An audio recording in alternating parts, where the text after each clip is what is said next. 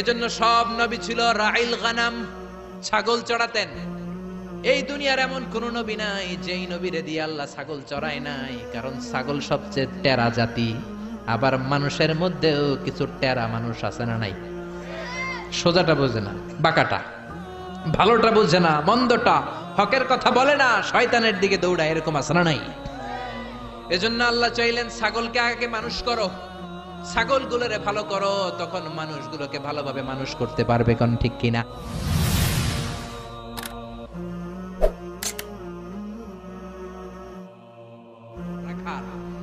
লক্ষাধিক নবী, যত নবী পৃথিবীতে এসেছে সবাই রাখাল ছিল। কি ছিল? এমন কোন নবী নাই যারা রাখালগিরি করে নাই। এজন্য বিশ্বনবী বলেছেন, মা মিন নাবিয়িন ইল্লা রাআল গানাম। এই পৃথিবীতে যত নবী এসেছে সবাই রাখালগিরি করেছে। সাহাবারা বললেন, ইয়া রাসূলুল্লাহ, আপনিও রাখাল ছিলেন নাকি?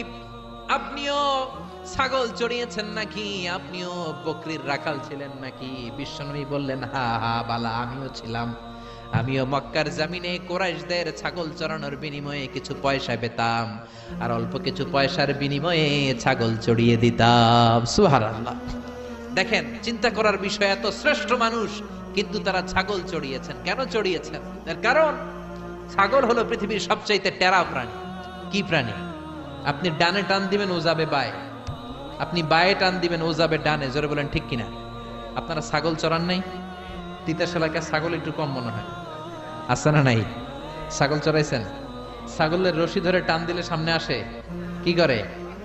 পাশে যায়, খামি মারে, খামি মেরা থাকে। সারাদিন আপনি ব্যস্ত থাকেন, সারা সপ্তাহ ব্যস্ত থাকেন, শুক্রবার একটু সময় পাইছেন, ভাবলেন আমিও পুকুরে গোসল করে ছাগলটারও গোসল করাই। রশি ধরে টান দিবেন, ওর বাপের কিরা, ও সামনে যাবেন, ও পিছনের দিকে খামি মারবে। জোরে বলেন ঠিক কিনা? আল্লাহ বুঝাতে চাইলেন ছাগল পৃথিবীর সবচাইতে টেরা প্রাণী। এই ছাগলের রাখালগিরি করো, কিছুদিন পরে মানুষের রাখালগিরি করতে হবে।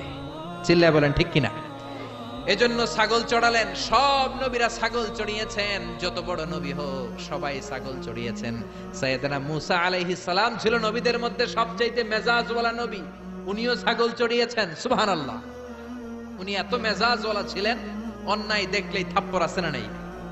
এক থাপ্পড় মেরে ফেরাউনের বাবুর্চিকে দুনিয়া থেকে বিদায় করে দিয়েছে। সবাই বলল, এটা ফেরাউনের বাবুর্চি, দৌড় দাও।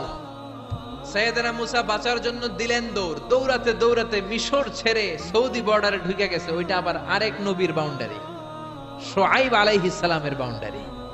শুআয়ব আলাইহিস সালামের দুই মেয়েকে সাহায্য করলেন, কুয়া থেকে পানি তুলে দিলেন। মেয়েরা বলল, চলেন আমাদের বাড়িতে চলেন। সাইয়েদনা মুসা ভাবলেন, নতুন এলাকায় এসেছি, কাউকে চিনি না, ওদের বাড়িতে যাই। যাওয়ার পরে সাইয়েদনা শুআয়ব আলাইহিস সালাম মুসা আলাইহিস সালামের চেহারার দিকে তাকালেন। এট এ গ্ল্যান্সে ও মিয়া, পুলিশ পুলিশ চিনে, সোর সোর চিনে, আর নবী নবী চিনে। যেরকম ঠিক কিনা? শুআয়ব আলাইহিস সালাম নিজে নবী। মুসা আলাইহিস সালামের চেহারার নূর দেখেই উনি বুঝে ফেললেন এটা ভাবি নবী, মানে ভবিষ্যতের নবী হতে যাচ্ছে। চিল্লায় বলেন আল্লাহু আকবার। শুআয়ব আলাইহিস সালাম প্ল্যান করে ফেললেন। দেখেন এক একজন নবী কি ভিশনারি ছিলেন। ওনার মেয়ের বয়স সাফুরা, বয়স 8 বছর। ভাবলেন এই ছেলেটারে যদি 10 বছর কাজে খাটানো যায়, আমার মেয়ের বয়স এখন 8, 10 বছর পরে বয়স কত হবে? 18। বিয়ে দেওয়ার উপযুক্ত বয়স। যেরকম ঠিক কিনা? জামাই নবী পাওয়া যাবে। কি নবী?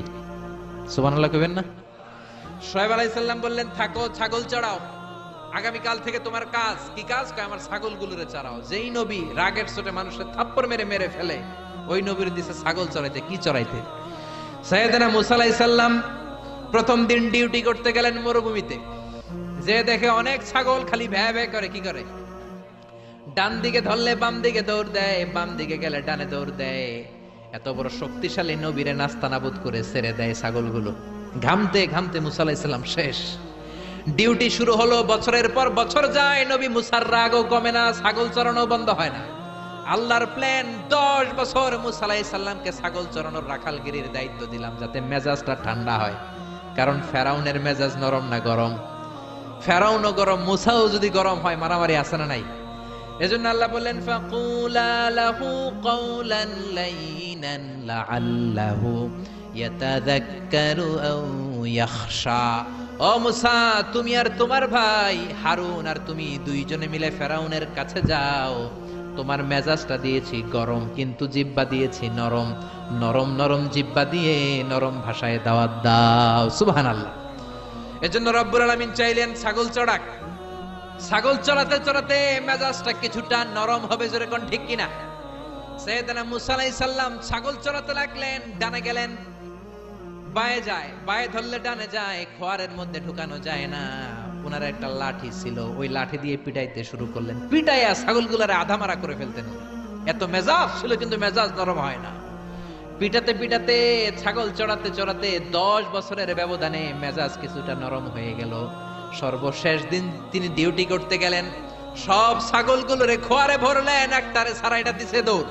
ছাগলও দৌড়, নবীও দৌড়। ছাগল দৌড়ায়, নবী মুসাও দৌড়ায়। দৌড়াতে দৌড়াতে উনার মেজাজ গরম। সাইয়েদনা মুসা আলাইহিস সালাম ভাবলেন, আজকে মেজাজ গরম করা যাবে না, কারণ নরম করলে আমার ডিউটি শেষ। সুবহানাল্লাহ, এই ভেজাইলা কাম থেকে মুক্তি পাবো। সাইয়েদনা মুসা দৌড়ালেন, ঘামতে ঘামতে ক্লান্ত শ্রান্ত পরিশ্রান্ত, ছাগলের পেছনে দৌড়ায়। অনেক দূর যাওয়ার পরে ছাগলটারে খপ করে ধরেছে। এবার মনে খুব ইচ্ছা জাগতেছে মাথার উপর থেকে ধপাস করে আছাড় মারবে, কিন্তু আছাড় মারলে ডিউটির টাইম আরো বেড়ে যাবে, যেরকম ঠিক কিনা? সাইয়েদনা মুসা রাগের চোটে কি আর করবেন, ছাগলের 2 পা ধরে ঘাড়ের মধ্যে নিলেন। ছোট্ট বাচ্চারা ছাগলগুলোর এইভাবে নেয় না, ঘাড়ের মধ্যে নিয়ে শান্ত বালকের মতো সাইয়েদনা শুআয়ব আলাইহিস সালামের কাছে ফিরে আসলেন। চিল্লায়ে বলেন আল্লাহু আকবার। এজন্য সব নবী ছিল রাইল গানাম, ছাগল চড়াতেন। এই দুনিয়ার এমন কোন নবী নাই যেই নবীরে দিয়ে আল্লাহ ছাগল চড়ায় নাই, কারণ ছাগল সবচেয়ে টেরা জাতি। আবার মানুষের মধ্যেও কিছু টেরা মানুষ আছে না নাই? সোজাটা বোঝে না, বাঁকাটা, ভালোটা বোঝে না, মন্দটা, হকের কথা বলে না, শয়তানের দিকে দৌড়ায়, এরকম আছে না নাই? এজন্য আল্লাহ চাইলেন ছাগলকে আগে মানুষ করো। ছাগলগুলোর